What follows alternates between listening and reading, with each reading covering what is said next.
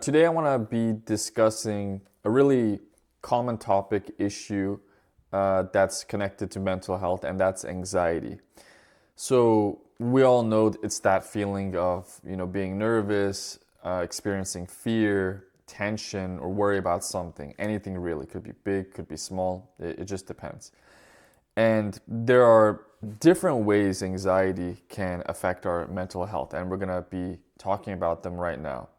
So the first way it can really shape our minds is by kind of pushing us to develop certain kinds of thought patterns here. So you've heard people say like, I'm ugly, I'm such a loser, I'm dumb, I'm never going to learn how to do this, and things of this nature. So anxiety, it pushes our mind toward like the worst case scenarios to extremes. And sometimes we call this like cognitive distortions. And some examples of this could be like catastrophizing something. So you say something like, I'm 100% a failure, or everything will go wrong, something like that, really extreme. But we could also, when we're not feeling well, we might overgeneralize, which is something similar, and we might say something like, this always happens to me. This never happens to anyone else. You might hear things along these lines. And this obviously over time becomes your kind of default way of thinking, sadly. Another way it affects your mental health, your mental well-being, is it really kind of hinders and disrupts your emotional state. So when you have a great degree of anxiety, when you're chronically anxious about something, you're gonna always kind of remain in this near constant state of like tension or unease. So if this goes unchecked for a long period of time, this could end up leading to general anxiety disorder. So now you have this kind of like long-term condition. But it could also lead to, depression, anything related to it. So your emotions become a bit heavier, more difficult to process, and it's just hard to regulate. A third way it could affect your mental health or your mindset is it can get you to change your typical usual behaviors, right? So let's say you were an outgoing person, and now suddenly you've decided to start withdrawing socially. We call this social withdrawal. And this could happen in different ways. So maybe you don't want to go to parties anymore. You don't want to, attend get-togethers with your friends and family members. So that's just one such example. If it gets really extreme, maybe you're afraid to, hop on the bus or use any form of public transport because whatever, maybe people are staring at you, you're kind of self-conscious about weird things, maybe you're feeling a little bit paranoid, right?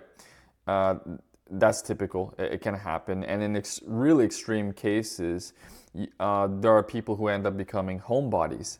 So maybe they're afraid to, leave their door, and, just walking outside with the light and fresh air is just too much for them. Like, they're just overstimulated with negative emotions, so they just don't want to leave home. It's just the way it is. And over time, this can really affect you socially, professionally, and personally. It just becomes a part of your personality. A fourth way it can affect your mind is, well, it can actually, I should rephrase this, it can actually affect you physically as well. So when you're constantly anxious, you're constantly nervous, your blood pressure goes up, your heart rate shoots, your muscles start feeling tight, you feel the tension there, you get, some breathing related issues sometimes. And if this keeps going on and on for a long period of time, obviously you're going to experience like more fatigue, restlessness, you're going to experience sleep-related problems and issues, and it can also affect, your sense of focus and concentration too. And another way it can affect your mental health is your self-perception, right? And your confidence. So this goes back to point one about the thought patterns. It's closely related to that point. There's a connection here. So when you have lots of anxiety, when you're drowning in this anxiety, what ends up happening is it affects the way you see yourself, how you identify with yourself. So you start second guessing decisions you wanted to make. You're just uncertain about them. You doubt your abilities. You think you suck at everything. And you just become brutally self-critical over time. You constantly criticize yourself over every little thing that you want to do. And over time, obviously, this is going to wear down on your confidence, your self-esteem, your sense of self-worth. And obviously, this just contributes to this overall negative self-image of yourself. And it makes it really difficult to progress in life.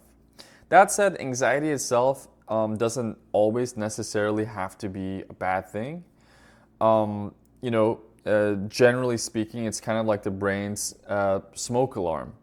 And it just detects things in our lives that we want to fix, to feel better, to have more control over. So in that sense, anxiety can be a good thing.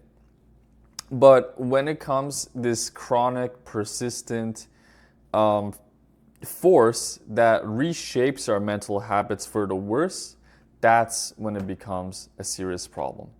Hope you enjoyed this one. Please like, share, and subscribe, and I'll see you in the next one.